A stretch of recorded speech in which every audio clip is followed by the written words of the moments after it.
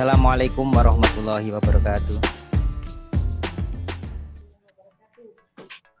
Kepada para peserta webinar yang saya hormati, pada siang hari ini, pagi hari ini, mari kita belajar bersama tentang pemeriksaan laboratorium untuk deteksi dini SARS-CoV-2.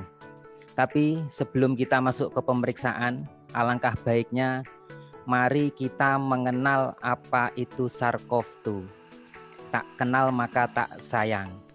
Tapi bukan untuk ini. Kalau ini tak kenal maka tak nendang. Jadi mengenal untuk menendangnya. Karena apa? Kalau disayang bahaya. Tadi yang di Jawa Timur itu adalah pemacu bagi kita agar lebih mengenal. Yang meninggal tadi Bapak Imam Faad, mudah-mudahan beliau amal ibadahnya diterima di sisi Allah Subhanahu wa Ta'ala. Kita sebagai ATLM atau analis sebaiknya memang selalu mengupdate waktu, mengupdate ilmu kita, baik lewat jalur yang resmi misalnya pendidikan dan lain sebagainya, yang kayak webinar meskipun pandemi, ATLM se-Indonesia dan Jawa Timur pada hari ini yang di Tapal Kuda tidak surut semangatnya untuk belajar. Karena kita adalah sebelum pasien itu kembali ke dokter yang memeriksa, biasanya kita adalah jadi sasaran tembak. Itu yang ditanya dulu sama pasiennya. Karena pasien itu penasaran gimana dengan hasilnya. Bukan hanya SARS-CoV-2 aja, tapi semua pemeriksaan yang ada. Tapi apa yang biasanya yang saya lihat, yang saya ketahui itu, pertama, kalau tidak kembali aja Pak ke dokternya, nanti dokter yang jawab. Itu adalah karena ada sesuatu. Mungkin yang pertama memang kita tidak bisa menjawabnya karena ilmunya kurang diupdate, ya kayak kali ini. Atau memang kalau di Tapal Kuda itu terkenal dengan istilah apa ya? Bapak buah dan ibu buah. Nah, bapak buah dan ibu buahnya ini agak protektif sama anak buah. Nggak usah sampean jawab, nanti yang jawab udah dokternya. Ini dengan seperti ini kayaknya memang kita menyurutkan langkah kita untuk tidak selalu mengupdate ilmu kita.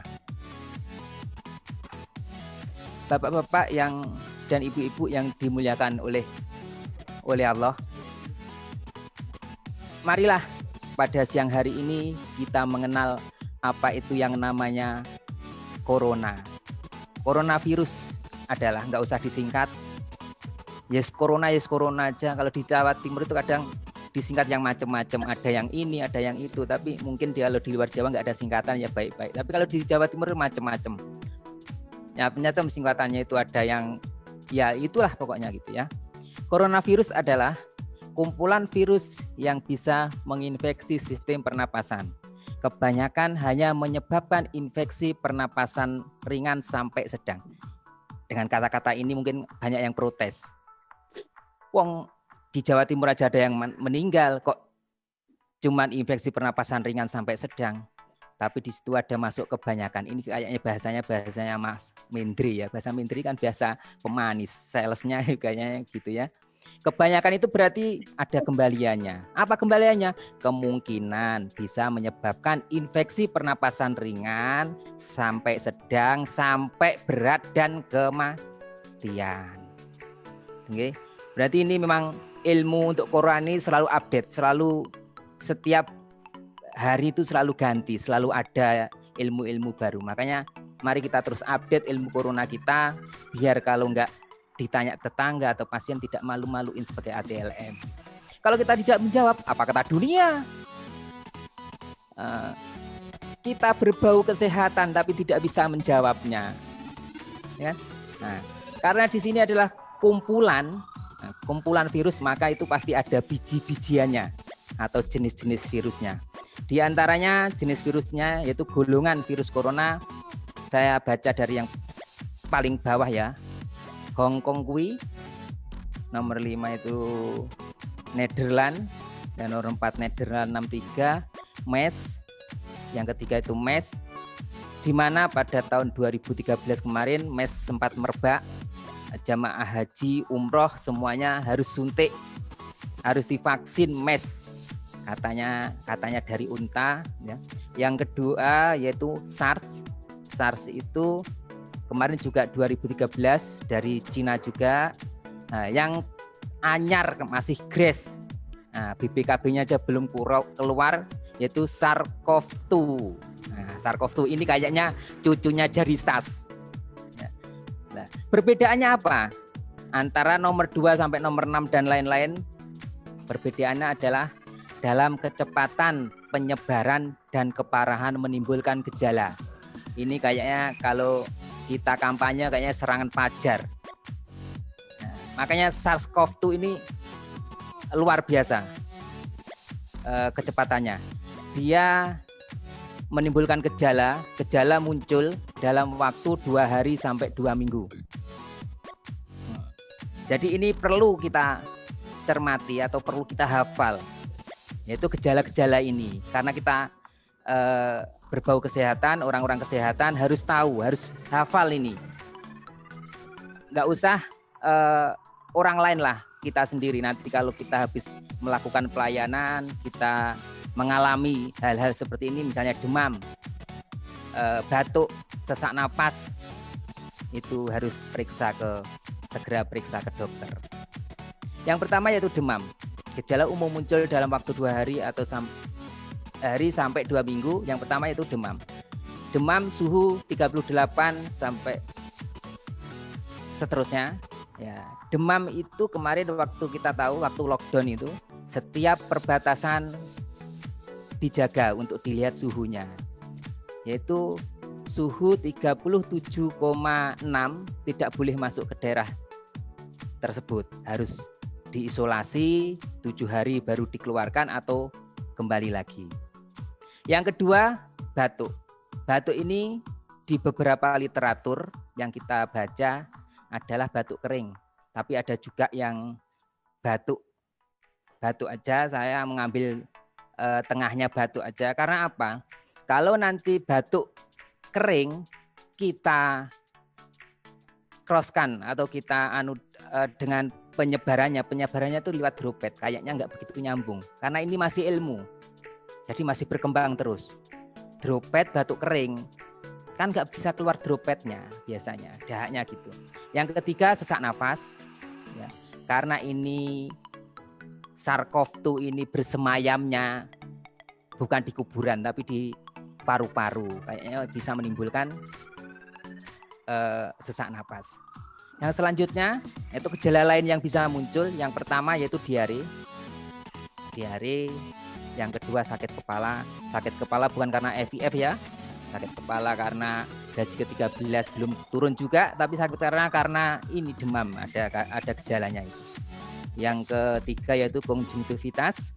Yang keempat, hilangnya kemampuan mengecap rasa atau penciuman bau. Kemarin kasus di Banyuwangi itu kebanyakan yang nomor 4 ini, hilangnya kemampuan mengecap rasa atau penciuman bau. Jadi beberapa orang, ada sekitar 95 orang itu kehilangan penciumannya, ya, kehilangan penciumannya. Yang kelima yaitu ruam di kulit. Kalau kita mencermati, sebenarnya kalau kita udah kehilangan penciuman kita, mungkin itu periksa ke dokter. Karena penciuman,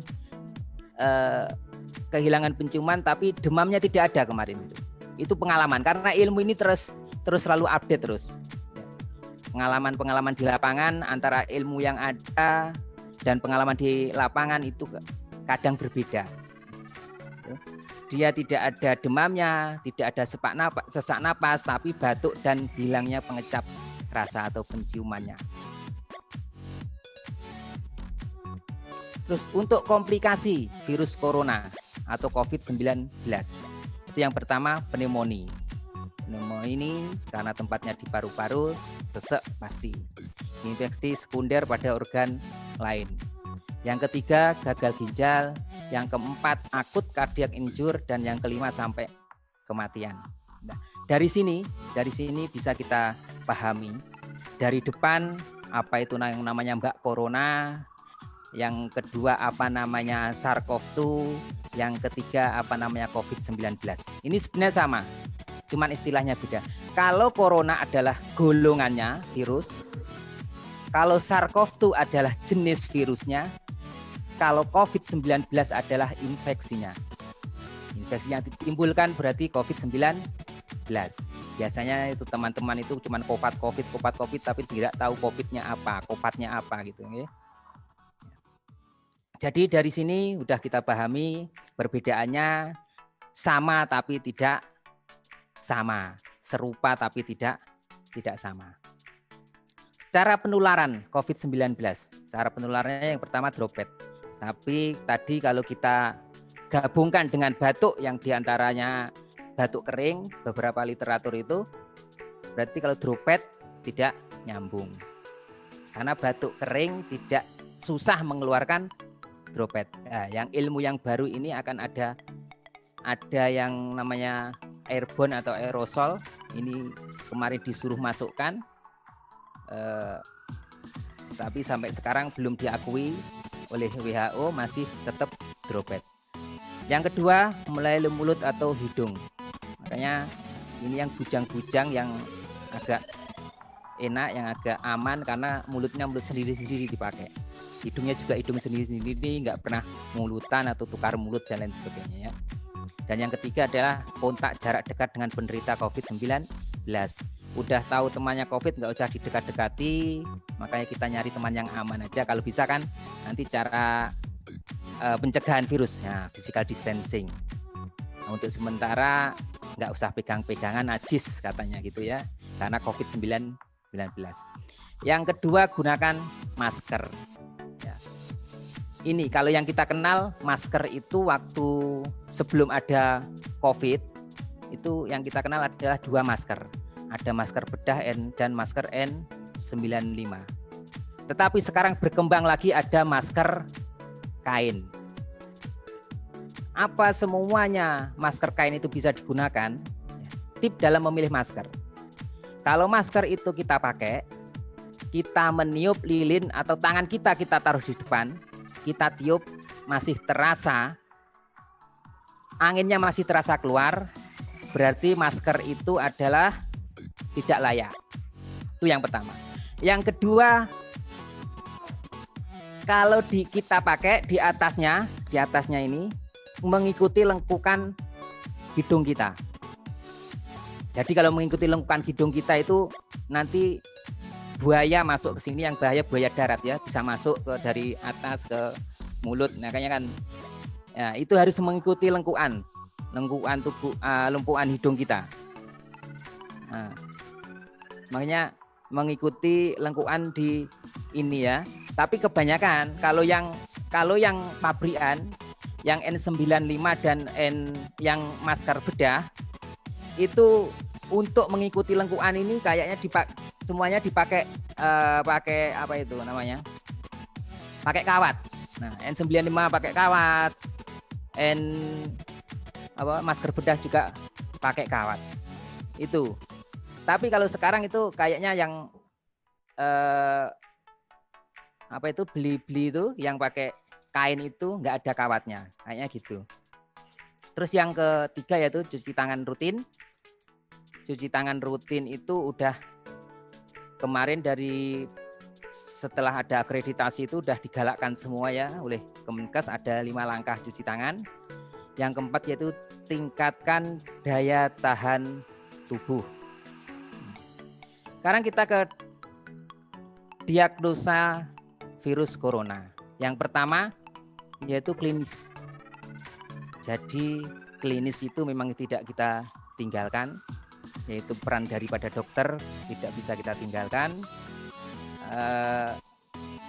Kalau kita ibaratkan bor, maka klinis itu adalah mata bornya. Yang kedua, pemeriksaan laboratorium adalah ranah kita, nanti yang kita bahas. tentang pemeriksaan laboratorium itu apa aja nanti yang kita kerjakan, tapi khusus untuk hematologi. Mungkin yang rapid test, CRP, PCR itu mungkin di lain kesempatan. Yang ketiga yaitu CT scan atau ronsen dada. Ini adalah ranahnya radiografer, bukan ranah kita. Oke, Bapak Ibu yang saya hormati peserta webinar, mari kita ke deteksi dini virus corona. Ya, seperti judul kita, pemeriksaan laboratorium untuk deteksi dini virus corona. Yang pertama yaitu memang yang pertama ini yang kita bahas hematologi. Hematologi karena yang kita perlukan untuk deteksi itu cuma jumlah leukosit. Yang pertama, yang kedua neutrofil, yang ketiga hitung limfosit absolut, yang keempat adalah neutrofil limfosit rasio. Karena yang kita perlukan cuma 4 ini pun di manual, tidak perlu alat yang canggih, 5 dip nggak apa-apa, manual pun bisa. Waktu kita sekolah dulu pernah mengenal ya reagennya, reagen truk, terus pipet leko, terus kamar hitung. Nah, ini untuk menghitung jumlah leukosit. Habis itu kita bikin hapusan untuk dibaca di hapusan, dicat Warek bisa, Gimsa bisa. Ya. Ini semuanya bisa dilakukan meskipun itu di puskesmas, di klinik-klinik yang kecil dan lain sebagainya. Tidak perlu alat canggih. Oke. Tapi sebelum kita masuk ke pemeriksaan, karena sekarang canggih, ya, sebelum kita masuk ke pemeriksaan, alatnya canggih, kita harus melakukan kontrol terhadap alat itu. Karena apa? Karena kehormatan ATLM itu ada di kontrol. Kehormatan ATLM itu ada di kontrol. Kalau kita mau mengerjakan sesuatu, alat kita tidak kita kontrol sama dengan kita pakai baju tapi tidak pakai celana. Ya. Gimana kalau kita pakai baju tapi tidak pakai celana? Mohon izin Bapak menyampaikan, waktu kurang 5 menit. Kok cepat sekali kayaknya ya. Ya. Berarti kelihatan alatnya tidak dikontrol, ya. Oke, karena waktunya kurang 5 menit, maka saya percepat aja, yaitu jumlah leukosit kurang dari 4.000 dan jumlah neutrofil lebih dari 2.500, hitung limfosit absolut atau ALC 1.500, dan yang keempat neutrofil limfosit rasio atau NLR lebih dari 3,13. Ini CRP lebih dari 10, nilai normal CLP itu kurang dari 5. Oke. Sekarang ini kontrol, karena saya tadi sudah menyinggung soal kontrol, yaitu untuk kontrol hematologi. Ini limfosit, biasanya yang kita lihat itu kontrol yang baterai besar, yang WBC, yang HB, yang PLT. Kayaknya kalau limfosit, neutrofil itu tidak pernah kita kontrol atau malah tidak kita hiraukan, kita abaikan aja. Nah, ini adalah quality controlnya. Ini saya ilustrasikan yang normal, yaitu kalau kita mengontrol limfosit itu plus minus 0,5. Ini yang normal. Atau bisa dipakai 15% semuanya. 15%-nya dari nilainya. Itu kalau DL itu 15% semuanya. Selisihnya 15%. Tapi untuk HB itu cuman 5%, 5 sampai 10%. Tidak boleh HB itu lebih dari 5%. Ya. Itu untuk kontrol. Sebenarnya tadi kalau masih waktunya saya mau menerangkan kontrol, alternatif kontrol ya. Saya singgung sedikit ya. Alternatif kontrol, karena kontrol itu mahal, biasanya gitu puskesmas atau klinik-klinik kontrol mahal. Nanti biayanya habis dikontrol. Bisa kita siasati dengan pasien yang udah kita baca kemarin, kita baca lagi di besoknya. Nah, dengan selisih seperti ini. Selisihnya yang normal, ambil yang normal aja ya, yang normal. Ya. Selisihnya seperti ini, dibaca sebagai kontrol, jangan sebagai pasien. Selisihnya seperti ini. Begitu juga berikutnya, kontrol sebelumnya pasien sebelumnya dibaca besok gitu bisa ya. Karena DL itu bisa disimpan di suhu kulkas itu selama 90 jam.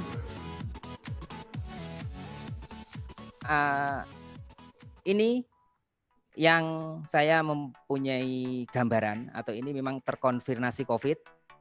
Itu kalau kita lihat dari WBC yang terkonfirmasi COVID itu pasien pertama 6,1, pasien kedua 8,2, limfosit 0,5, neutropil 5,0 dan NLR 10,3. Dari mana dapatnya NLR ini? NLR ini dapatnya dari nilai neutropil persen dibagi limfosit persen. Makanya keluarnya NLR. Maka saya ilustrasikan. Nah, ilustrasikan seperti ini. WBC dari pasien tadi yang pertama 6,1, yang kedua 8,2 lah. Dari dua pasien ini yang kira-kira memang mengarah ke COVID itu sudah terkonfirmasi COVID. Tapi yang memang mengarah ke COVID adalah semuanya mulai dari, tapi untuk WBC-nya yang tidak sesuai. Karena WBC-nya nilai untuk COVID-nya standarnya kurang dari 4,0. Nah, kok bisa begitu? Pasti ada pertanyaan. Ini pertama karena memang deteksi dini. Yang kedua, jumlah WBC total itu tergantung dengan respon tubuh respon tubuh pasien itu sendiri, seseorang itu sendiri. Kalau respon tubuhnya masih bagus, WBC-nya masih di atas normal. Tapi insya Allah neutropil, ALC, limfosit absolut dan NRR-nya sesuai dengan gambaran untuk pasien COVID.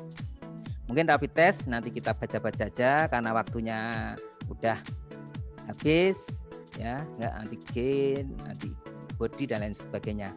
Sebelum saya tutup, mungkin dari teman-teman yang nonton di rumah atau yang dari Zoom dan lain sebagainya, minta tolong ini di script ya, HTTP ini untuk ngisi kuesioner untuk saya. Oke, monggon di script. Dan terakhir dari saya, pinter adalah takdir, menjadi pinter adalah pilihan, merasa pinter adalah kesombongan.